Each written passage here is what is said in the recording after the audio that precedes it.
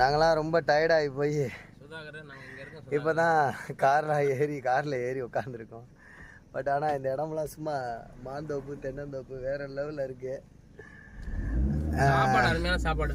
நாங்கள் தோரங்குறிச்சிலே சாப்பாடு வாங்கிட்டோம். என்னென்னா இங்கே கடையில் எதுவும் கிடையாது. நல்லா குளிச்சுட்டு வரப்போ நல்லா பசி எடுக்கிறப்ப வந்து மீல்ஸு தான் நல்லா இறங்குது. யாரும் கட்டு சோறு பிரியாணி எதுவும் வாங்கிட்டு வந்துடாதீங்க, யாருக்குமே இறங்காது. கீழே நாய்க்கு போட்டுருவீங்க, இல்லை குரங்கு போட்டுருவீங்க. ஆனால் மட்டனு வேறு லெவலில் செஞ்சு கொடுத்தாங்க. அது ஏதோ என்ன மெஸ், அது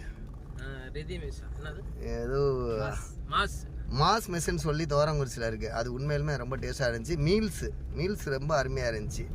நாங்கள் ஒரு 5 பேர் வந்துருந்தோம். 2 மீல்ஸ் வாங்கினோம், 10 பரோட்டா பார்சல் வாங்கினோம்.